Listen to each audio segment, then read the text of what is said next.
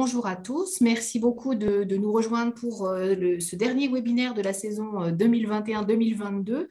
Webinaire donc proposé dans le cadre de la thématique IMT TNRO, transformation numérique responsable des organisations. Donc, on a eu le plaisir tout au long de l'année d'accueillir un certain nombre de collègues de l'IMT qui ont partagé en fait leurs travaux de recherche, leurs réflexions sur ces thématiques au sens très très large du terme.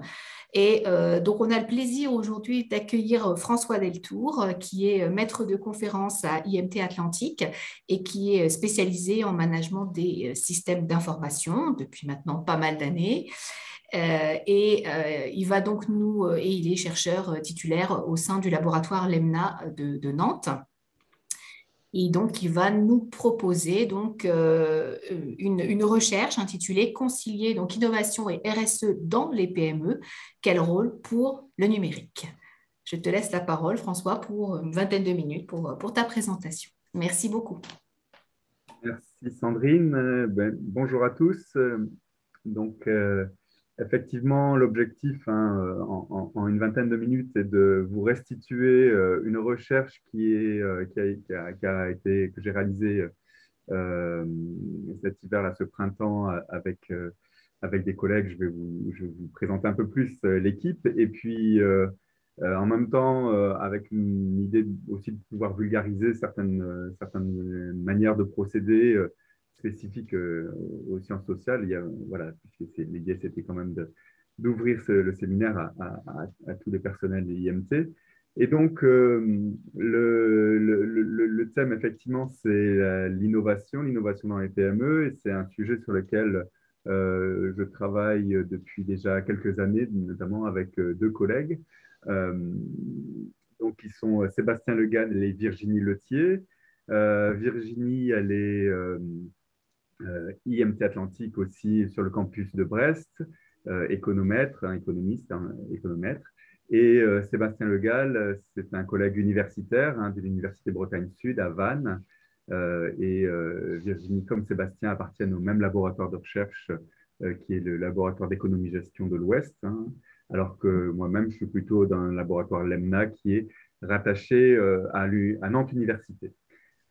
Et donc, le travail la recherche que je vais vous présenter, elle s'inscrit dans un projet qui a été financé par le GIS Marsouin. Le GIS Marsouin, c'est un groupement d'intérêt scientifique qui a fêté le mois dernier ses 20 ans d'existence lors de son séminaire annuel. Et c'est un groupement d'intérêt scientifique où travaillent ensemble l'ensemble des chercheurs de sciences sociales dont la thématique est le numérique sur le territoire de la Bretagne. Alors, il y a des appels à projets réguliers, et puis il y a aussi un observatoire, et c'est grâce à l'observatoire notamment que nous avons pu récupérer un certain nombre de données que je vais vous présenter là dans quelques minutes qui arrivent. Donc, le projet, il est en cours. Donc là, il est plutôt dans sa phase quantitative, c'est-à-dire à partir d'une enquête qui a été menée auprès d'entreprises. Et puis, il y aura un prolongement sur des aspects plus qualitatifs. Donc, l'objet du travail, de notre travail à trois, était de savoir comment étaient mis en place ces innovations dans les PME avec un double focus. La présentation que je vais vous faire, je vous remets le sommaire de manière assez classique, un contexte, des objectifs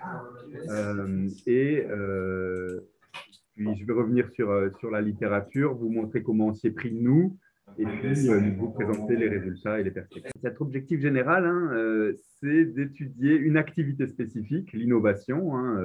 Ça fait quelques années, comme je disais, notamment avec Virginie, on a travaillé sur ces questions des pratiques d'innovation.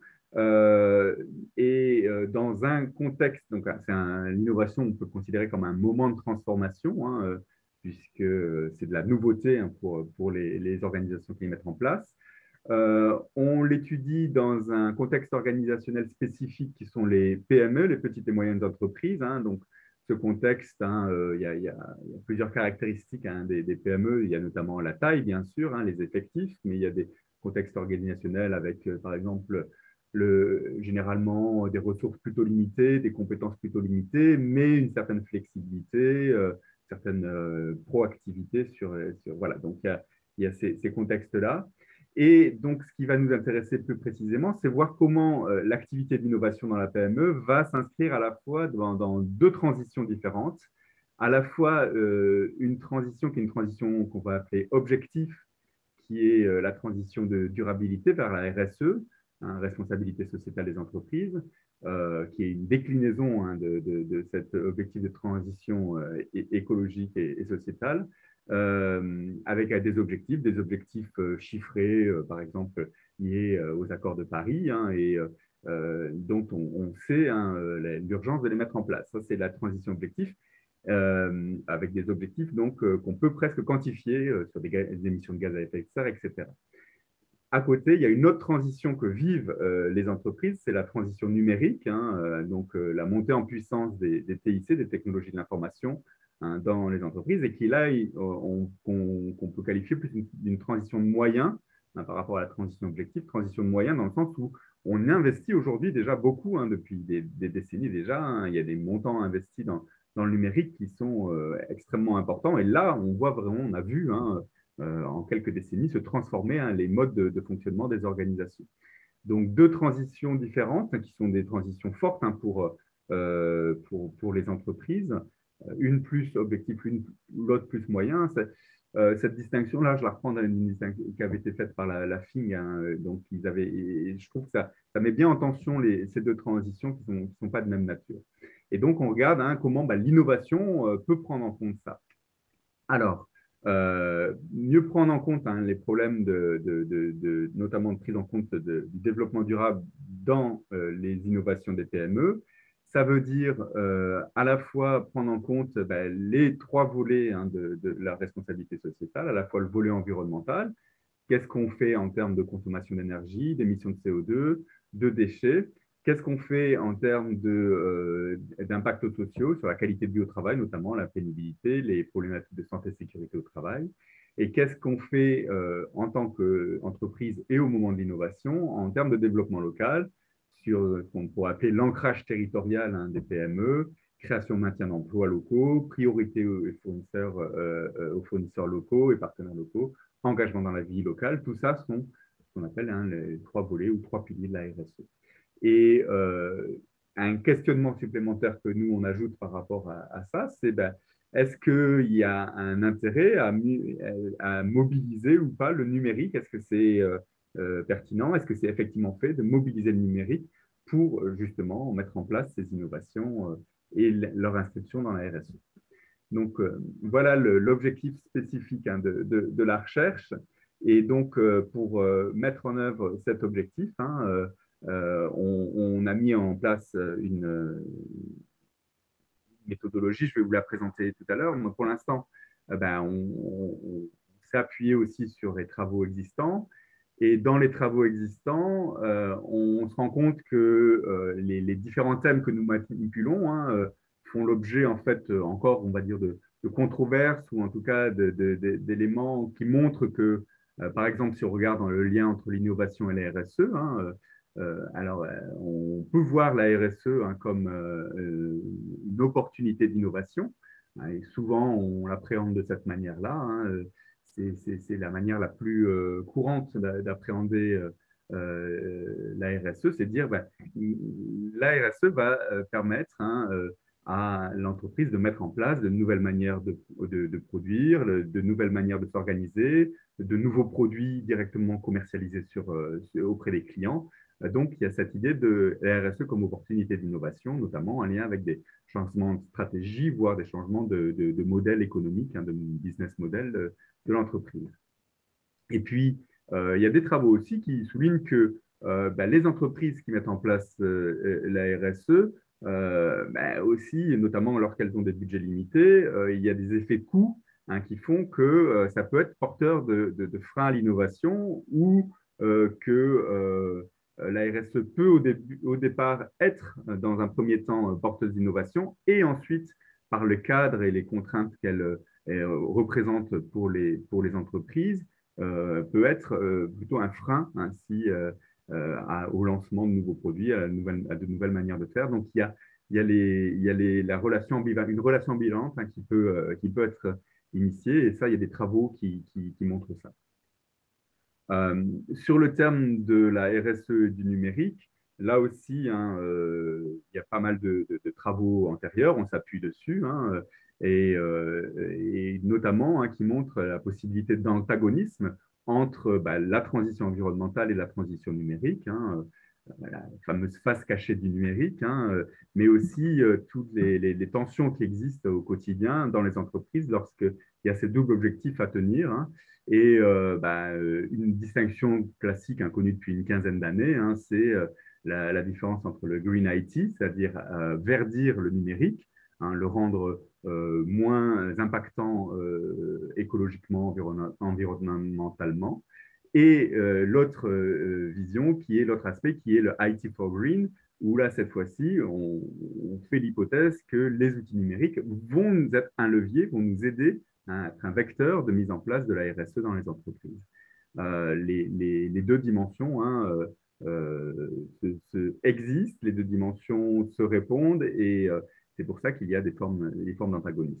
Donc nous, on s'appuie là-dessus, mais la difficulté, effectivement, c'est de mêler les trois dimensions, à la fois traiter de l'innovation, de la RSE et du numérique, chose qui est plus rarement faite.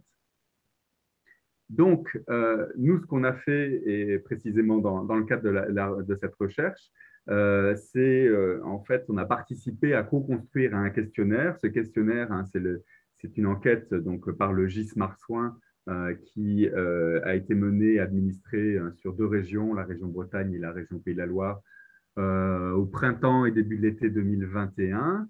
Et nous, on a participé notamment, c'est la particularité de ces questionnaires, il y a une partie observatoire, c'est-à-dire une partie un peu avec les questions qui sont identiques, régulières sur chaque édition du questionnaire. La précédente remontait à déjà quelques années, mais voilà, il y a des questions, par exemple, sur les équipements numériques qui sont des questions récurrentes. Et puis, il y a des questions nouvelles que les chercheurs appartenant au GIS Marsouin peuvent intégrer.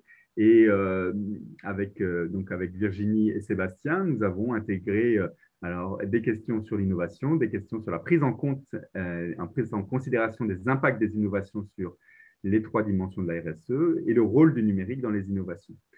Alors, je vais le préciser dès maintenant parce que c'est important de ce qu'on entend, nous, par l'innovation et qu'est-ce qu'une PME innovante.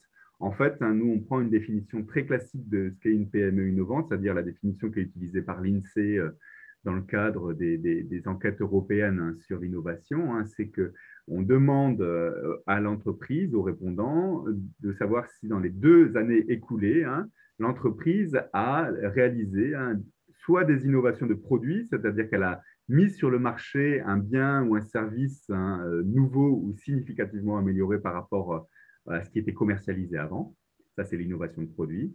Et la deuxième type d'innovation, c'est l'innovation de procédé, c'est-à-dire la mise en place d'un procédé nouveau, ou significativement amélioré par rapport au procédé antérieurement utilisé dans l'entreprise. Donc ça, sur les 2 dernières années écoulées. Le manuel d'Oslo, si certains ont déjà travaillé sur le management d'innovation, mettait en avant d'autres types d'innovations, les innovations organisationnelles et les innovations de marketing.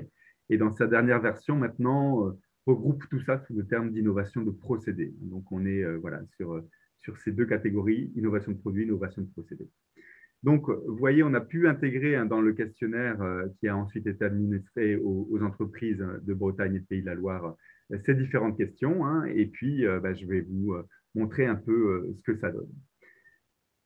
Alors, ce que ça donne, eh bien, je vais d'abord vous donner quelques résultats descriptifs. Ces résultats descriptifs, c'est d'abord le fait que si on somme l'ensemble des entreprises présentes, installées, identifiées, notamment dans les répertoires des chambres de commerce et d'industrie de Bretagne et de Pays de la Loire, on a plus de 27 000 entreprises.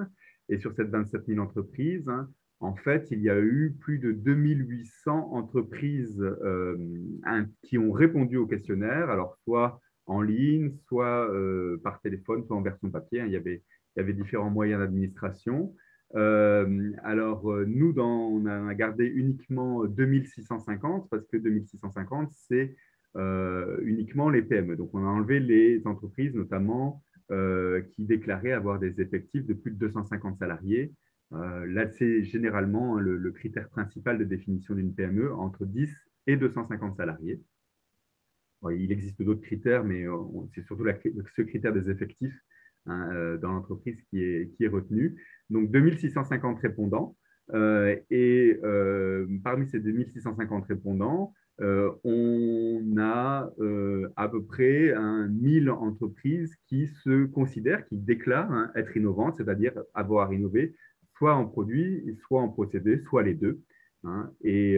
Donc, ce qui fait un taux de PME innovantes, hein, de l'ordre de 40%, voilà, sur l'ensemble des deux territoires, on va dire le territoire de l'Ouest. Et là, je fais une petite parenthèse. Ce chiffre-là de 40%, il est intéressant, enfin en tout cas, il est à comparer avec le niveau national. Et le niveau national, ce que relève l'INSEE, c'est à peu près du même ordre, ce qui nous fait dire que notre chiffre, a priori, hein, est plutôt cohérent par rapport au tissu économique français. Donc, on est plutôt, on va dire, on est plutôt bon là-dessus. Et donc, si vous regardez le deuxième tableau, hein, le tableau du bas sur les types d'innovation, vous voyez que parmi ces entreprises innovantes, hein, ces 903 entreprises innovantes, une majorité, 57%, hein, a innové à la fois en produit et à la fois en procédé, hein. Et c'est plutôt 20% qui ont innové soit en produit et 20% en procédé. Donc, voilà, on a une majorité qui innove sur ces deux aspects, hein, ce qu'on appelle de l'innovation combinée. Alors, si on regarde un peu, on va aller directement vers les questions qui nous intéressent, toujours dans les résultats descriptifs, de savoir est-ce que ces entreprises, elles ont pris en compte ou pas les conséquences, en pris en considération, hein, l'environnement, la qualité de vie au travail et le développement local durant leur innovation, hein, c'était la question qui leur a été posée. Eh bien, vous voyez qu'il y a une majorité, hein, voire une quasi-totalité, hein, des entreprises pour qui c'est une préoccupation, soit prioritaire, hein, c'est la partie bleu foncé du premier histogramme, et la partie bleu clair, une préoccupation parmi d'autres, hein, c'était un des éléments de réponse. Donc, on voit que effectivement, les entreprises nous répondent très majoritairement, hein, quasiment 9 entreprises sur 10 nous répondent qu'elles ont bien, dans leur innovation passée, elles ont bien pris en compte les impacts sur environnement, qualité de vie au travail et développement local. Et il y a bien un de ces trois volets qui est pris plus en considération que les autres, c'est les considérations sur les impacts sur les salariés, donc la qualité de vie au travail, hein. Là, on est à 97% de prise en considération de ces impacts. Deuxième dimension, quand on pose la question du rôle du numérique dans l'innovation, est-ce que le numérique a joué un rôle ou pas? Eh bien, que ce soit en innovation de produit ou innovation de procédé, là aussi, il y a une majorité d'entreprises qui ont considéré que ça avait un rôle soit déterminant, soit un rôle mais qui était non déterminant. Mais en tout cas, ça a eu un rôle important. Et notamment dans les innovations de procédés, hein, c'est une majorité, c'est un peu plus fort dans les innovations de procédés, ce qui n'est pas étonnant parce qu'effectivement, le numérique, en partie, peut être lui-même, hein, source d'innovation de procédés, hein, dans des formes d'automatisation, dans des formes de réorganisation des processus de production. Et là, le numérique joue un rôle central, hein, joue un peu un rôle de pilier. Et donc, c'est comme ça qu'on peut interpréter le fait qu'il y a une prise en considération plus importante dans les innovations de procédés. À partir de là, on a fait un travail un peu plus approfondi, hein, pas juste ces éléments descriptifs, mais on a construit une typologie. Et c'est sur cette typologie, ça va être le résultat principal, hein, du travail. Cette typologie, c'est-à-dire d'arriver à voir s'il y avait des profils types dans la manière d'innover. Et donc, on a mené différents traitements statistiques, une analyse de correspondance multiple et puis une analyse de classification hiérarchique. Et donc, à partir de variables autour de savoir quelle forme d'innovation, quel rôle du numérique et quelle prise en considération des impacts RSE. Ça, ce sont des variables actives. Et puis, dans notre typologie, on a également introduit des variables dites illustratives qui vont nous servir un peu plus loin pour pouvoir illustrer, justement, caractériser mieux les différents groupes, les différents profils qui vont ressortir. Donc, les variables illustratives, je vous les présente tout de suite. Ce sont le degré d'engagement de la RSE dans la PME. Et pour ça, en fait, on a construit un score d'engagement, un score RSE. Ce score RSE, en fait, on a listé dans le questionnaire, il y avait un certain nombre d'activités RSE que l'entreprise pouvait ou ne pouvait ne pas avoir mis en place. Et on a identifié 8 activités. En fonction de ça, on a un score. Et puis, pareil, pour un score numérique, le score numérique, à partir d'une liste de 14 équipements ou usages numériques, on regarde si l'entreprise est plus ou moins digitalisée, la PME est plus ou moins digitalisée. Et puis, on a regardé aussi, on a pris en considération les variables de caractéristiques générales de la PME, son secteur d'activité, sa taille, l'appartenance à un groupe. Voilà. Je vais vous donner des éléments ensuite là-dessus.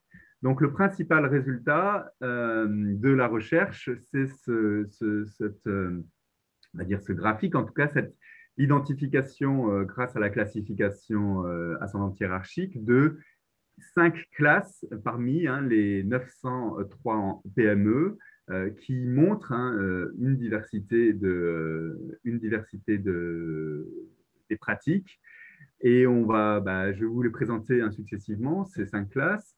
La première classe, ça va être une classe, la classe A, qui va être celle qui regroupe le plus d'effectifs de PME, où on va avoir des PME qui mènent des innovations responsables, c'est-à-dire où il y a une prise en compte prioritaire des 3 dimensions de la RSE, et qui est en plus adossée au numérique, le numérique notamment, il s'appuie notamment pour toutes les innovations procédées. Là, il y avait un rôle très fort du numérique.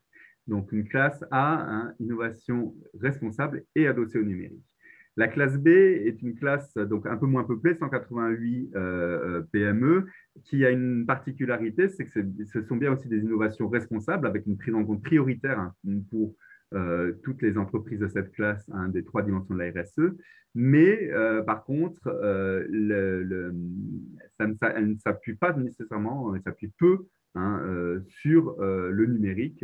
Donc là, on a des innovations responsables hors numérique, sans appui, sans être adossé au numérique. Donc ça, ce sont les 2 premières classes, les classes A et B. Et à l'opposé, on va avoir sur le graphique, on va avoir la classe C, qu'on a appelée les innovations non responsables, les PME qui pratiquent, où en fait on regroupe cette classe qui regroupe 139 entreprises, va regrouper les entreprises où il n'y a pas de prise en considération des dimensions de la RSE, donc sur les impacts de la RSE de l'innovation, et où le numérique est non discriminant, c'est-à-dire qu'il ne ressort pas positivement ou négativement. Donc, voilà. Donc, on a une catégorie de PME qui sont effectivement, qui se retrouvent à être des PME qui font de l'innovation qu'on pourrait appeler conventionnelle ou d'innovation dans le business as usual, c'est-à-dire un peu, on procède comme on a toujours procédé. Voilà. Et puis, entre ces 3 classes, ces 3 premières classes que je viens de vous citer, il y a 2 classes intermédiaires, c'est les classes D et les classes E, où la classe E, ça va être plutôt des innovations sont caractérisées, les PME sont caractérisées par le fait qu'elles s'est modérément adossées au numérique. Ça, c'est le principal élément de composition de cette classe. Et dans la classe D, ce sont des innovations modérément responsables. Là aussi, c'est la principale caractéristique de cette classe, c'est que la plupart des entreprises qui nous disaient qu'elles prenaient en considération ces conséquences, mais pas de manière prioritaire, eh bien, elles se retrouvent dans cette classe D. Voilà. Donc, on a ce mapping qui montre une diversité de pratiques. Et ce qui va être intéressant dans un second temps, maintenant qu'on a ces 5 classes, c'est de voir un peu, de mieux comprendre la composition de chacune de ces classes. Et pour ça, donc, je vais utiliser les variables illustratives et puis je vais vous mettre en avant quelques éléments quelques résultats complémentaires. Avant ça, un premier point, c'est de constater que finalement, dans la manière dont les entreprises ont répondu au questionnaire, finalement, il y a assez peu de discrimination entre les trois dimensions de la RSE. C'est-à-dire que finalement, lorsqu'elle nous disait prendre en considération, par exemple, fortement le volet environnemental, elle prenait aussi fortement en considération le volet qualité de vie au travail ou le volet développement local. Donc, il y a une forme de cohérence, on la retrouve globalement.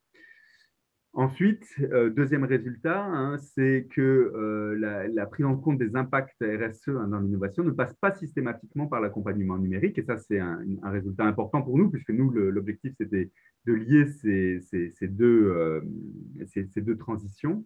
Et ça, on le retrouve vraiment dans la comparaison entre les classes A et B. Les classes A et B sont des classes où les entreprises considèrent comme prioritaires les impacts RSE de leur innovation. Mais pour autant, il y a une divergence d'accompagnement des innovations par le numérique. Et donc là, c'est un résultat important. Ensuite, on a regardé le profil général en termes de RSE. Et ce qu'on constate, c'est qu'en gros, la manière dont elles ont répondu pour la RSE lors de l'innovation, la prise en considération des impacts RSE de leur innovation, ça reflète de manière plutôt fidèle les pratiques RSE générales, le score RSE de l'entreprise. Et donc, plus ce score est élevé, globalement, généralement, plus derrière, lors de l'innovation, il y aura bien une prise en compte des impacts RSE. Pour le profil numérique, là, c'est pas aussi évident. C'est pas aussi évident. Il y a une forme de cohérence pour certaines des classes. Trois classes, les classes A, D et E. Il y a une cohérence entre le niveau du score numérique et leur pratique d'innovation et l'accompagnement par le numérique. Par contre, pour les classes B et C, il y a une différence. Et donc, ce qui nous amène à dire que finalement, le rôle du numérique, il est plus lié à la nature il pourrait être plus lié à la nature de l'innovation, notamment savoir si c'est une innovation de produit ou une innovation de procédé. Ça, c'est quand même une différence significative, et qu'au profil même voilà, numérique de la PME. Et enfin, un dernier élément, c'est sur le lien qu'on peut faire entre, d'un côté, le profil numérique et la prise en compte des impacts des RSE des innovations. Et là, on se rend compte aussi que on retrouve cette idée qu'il n'y a pas une cohérence nécessairement forte entre les deux transitions, puisque d'un côté, il y a des entreprises qui ont des scores numériques élevés, mais elles ont une forte prise en compte des impacts RSE. Et à l'inverse, ça c'est la classe A. La classe C, je les avais déjà opposés, c'est score numérique faible, mais une non prise en compte des impacts RSE. Et par contre, pour les autres classes, il y a différentes combinaisons, ce qui nous montre que la logique ou la manière dont se combinent les deux formes de transition ne sont pas nécessairement adéquates ou en tout cas calées l'une dans l'autre. Donc, ça sera ma dernière diapositive. En conclusion, nous, ce qui nous paraissait intéressant et à ressortir de cette investigation, c'est quoi? Eh bien, l'enquête, pouvoir avoir des avis assez détaillés comme ça sur plusieurs centaines de PME, c'est déjà quelque chose d'assez riche. Et ça nous montre un certain nombre de choses, ça nous donne une première vision, ça nous donne déjà l'idée que cet impact RSE des innovations est quelque chose qui est une préoccupation qui est assez forte, voire très forte dans les PME, en tout cas c'est ce qu'elle nous déclare. Le fait que les trois dimensions de la RSE sont considérées finalement de manière assez cohérente par les répondants, donc voilà, ils mettent à chaque fois les trois au même niveau. Et par contre, cette idée que l'accompagnement des innovations par le numérique n'est pas systématiquement combiné, et pas toujours combiné à la prise en compte des impacts RSE. Et ça montre que ces deux transitions ne sont pas nécessairement couplées l'une à l'autre. L'objectif dans la suite de la recherche, c'est de pouvoir aller sur le terrain et aller sur le terrain avec une ou deux études de cas, mais suivre véritablement ce qui nous a manqué peut-être un peu dans le questionnaire, c'est notamment de pouvoir suivre une innovation donnée, voir son processus sur le long terme, dans son déroulé, dans ses différentes étapes, de l'initiation jusqu'à son aboutissement, pour voir comment, à quel moment et quelles étaient les conditions de prise en compte des impacts RSE, qu'est-ce que ça voulait dire concrètement derrière, hein, notamment les impacts RSE, qu'est-ce que ça voulait dire aussi l'accompagnement par le numérique, quel était le rôle joué par le numérique. Il peut avoir, comme je le disais tout à l'heure, hein, plusieurs rôles différents, et donc c'est peut-être un peu ça uniquement, je pense, l'aspect qualitatif, c'est-à-dire aller faire des études de cas pour nous renseigner sur cela. Merci à tous pour votre attention.